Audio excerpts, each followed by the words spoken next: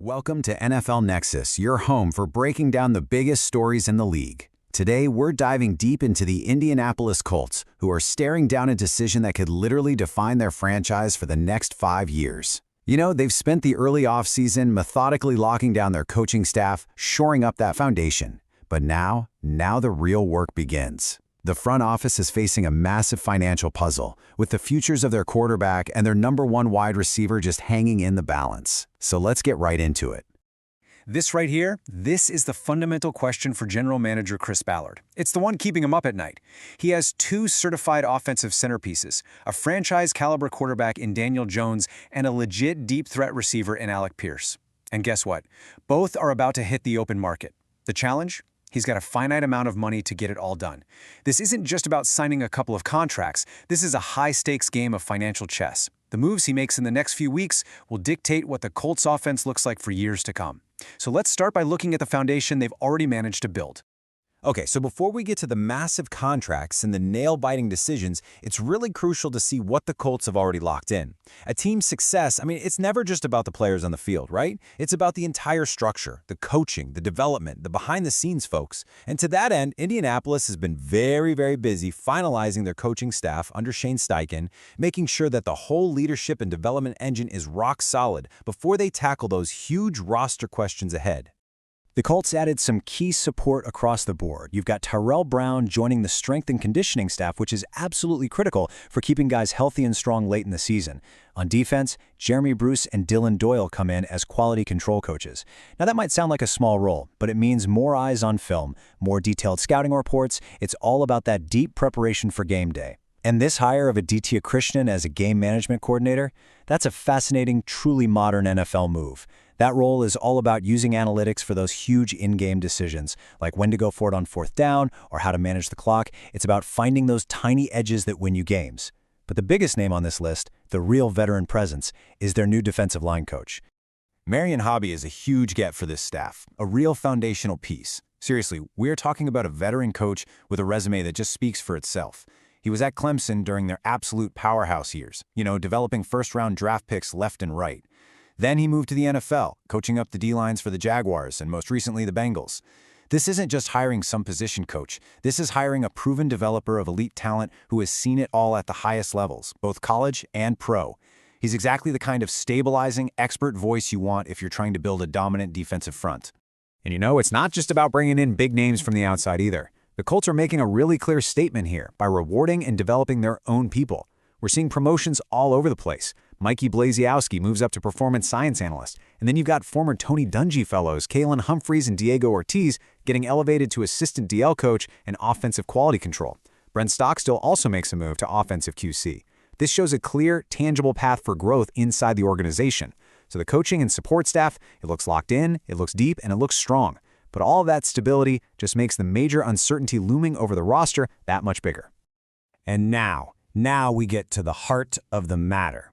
With the coaching staff all set, all the attention, all the pressure, it now turns to the two players who are the absolute engine of the Colts offense last season, quarterback Daniel Jones and wide receiver Alec Pierce. Both were instrumental, both had career years, and now both are impending free agents. This isn't just some minor issue to solve. This is the single greatest challenge of the Colts' entire offseason, full stop.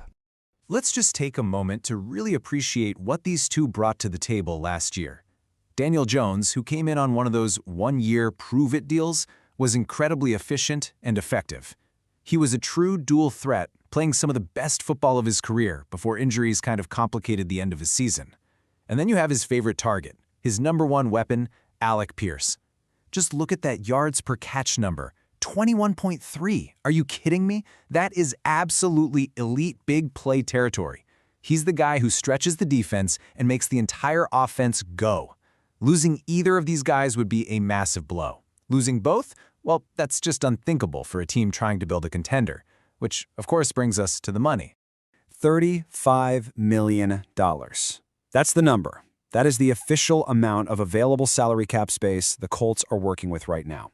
Now, in a vacuum, that might sound like a pretty healthy chunk of change, but in the high-stakes world of NFL contracts, especially for premium spots like quarterback and number one receiver, well, let's just say that number shrinks very, very quickly. So how does that $35 million stack up against what these two guys are expected to get on the open market? Well, this chart says it all, doesn't it? The bar on the left, that's what the Colts have to spend. The bar on the right, that's a pretty conservative estimate of what it's going to take to keep both of them. Market projections put Daniel Jones in the territory of a multi-year deal where it's somewhere between $35 and $40 million a year. Alec Pierce, given his insane production and the fact that it's a pretty weak free agent receiver class, could easily pull in upwards of $20 million. Some insiders think a desperate team could even push that closer to $30. So you do the math. Even the low-end combined estimate is around $55 million. That is a massive $20 million shortfall from the cap space the Colts have right now. And just to add a layer of real-world tension to this whole financial puzzle, we have this recent update from ESPN's Stephen Holder, who is one of the most plugged-in reporters on the Colts beat. He's saying, point blank, that as of his last conversations, the sides weren't close. Now, he does add that GM Chris Ballard is known for working right up to the deadline, so maybe it's not time to hit the panic button just yet, but it absolutely confirms that this is not going to be a simple, easy negotiation. The gap is real, and folks, the clock is ticking. This means the Colts have to get creative and use every single tool they have at their disposal. So if a long-term deal can't be reached right away, what are the Colts' options? This is where we got to get into the nitty-gritty of the NFL's kind of weird contract rules. The front office has a specific toolkit, and the main tools are two types of tags they can use to keep a player for one more year, even without a long-term contract. Understanding these tools is absolutely key to figuring out how this whole thing might play out for Indy. First up is the one you've probably heard of, the franchise tag. Think of this as the team's ultimate power move. It's basically a high-priced, one-year lease on a player. The team can slap this tag on an impending free agent, and it immediately locks them into a one-year, fully guaranteed contract. The salary isn't negotiated. It's just calculated as the average of the top 5 salaries at that player's position. So yeah, it is very expensive. The huge benefit for the team is absolute control. The player can't even talk to other teams, and crucially, if another team did want to sign him, they'd have to give the Colts 2 first-round draft picks as compensation, a price so ridiculously high, it almost never happens. So what does very expensive actually look like for a quarterback? The projected franchise tag value for a QB this year is, get ready for this, a staggering $47.3 million for one season. A one-year, fully guaranteed deal that would eat up the Colts' entire $35 million in cap space and then some. They'd have to restructure other contracts just to make it work. It's a massive, almost breathtaking number, but it guarantees you keep your quarterback for one more year while you keep working on a longer deal. Okay, now for the other, much rarer tool, the transition tag. This one is used way less frequently, and there's a really good reason for that. It's cheaper, sure. It's calculated as the average of the top 10 salaries at the position, not the top 5. It also gives the Colts the right of first refusal, so they can match any offer sheet the player signs with another team. But here's the enormous risk. If another team makes a huge, front-loaded offer, and the Colts decide they can't or won't match it, the player leaves, and the Colts get absolutely zero draft compensation in return. Nothing. He just walks away. It's a terrifying prospect. So the choice really boils down to this. The franchise tag costs a ton more money, but it gives you this massive safety net in the form of those 2 first-round picks as compensation. The risk to the team is extremely low. You're pretty much guaranteed to keep the player or get a king's ransom for him. The transition tag, on the other hand, is the cheaper, more cap-friendly option, which is always going to be tempting for a GM. But it comes with that terrifying prospect of zero compensation if you can't match an offer. The risk is incredibly high. You could literally lose your starting quarterback for absolutely nothing. This exact cost versus risk calculation is what the Colts front office is intensely debating right now. Okay, so now that we understand the players, the money problem, and the tools they have, let's put it all together. Let's look at the 3 distinct strategic paths the Colts can take as they approach this franchise-altering dilemma. Each one carries its own set of risks and rewards, and each one is going to send major ripple effects through the entire franchise. This is the strategic chessboard Chris Ballard is staring at right now. Let's walk through these one by one. Path 1 is what I call prioritize the quarterback. This is the most conventional route. You commit to Daniel Jones as the face of your franchise with a big, long-term 4- or 5-year contract. You'd structure that deal to have a lower cap hit this first year, leaving you enough financial wiggle room to then use the franchise tag on Alec Pierce. This ensures your newly paid QB has his top weapon for at least one more season while you work on Pierce's long-term deal next year. Path 2 is prioritize flexibility. What if you're not 100% sold on giving Jones a massive, market-setting long-term deal right this second? You could use that very expensive $47.3 million franchise tag on him. It's a huge one-year cap hit, but it's just that, 1 year. It buys you another full season to evaluate him, see if his 2025 performance is for real, and crucially, it buys you time to negotiate with Pierce. And then there's path number 3, the high-risk, high-reward play. Use the cheaper transition tag on Daniel Jones.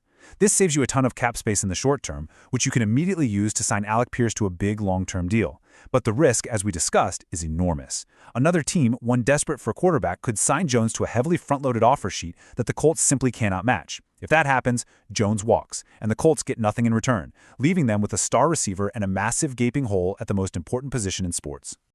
And here's the kicker. They don't have forever to sit around and debate these options. The official deadline for NFL teams to apply either the franchise or transition tag is March 3rd. That is right around the corner. The conversations and the strategic planning happening inside that Colts facility this week are absolutely pivotal. They need to decide which path they're going to commit to, and they need to decide now.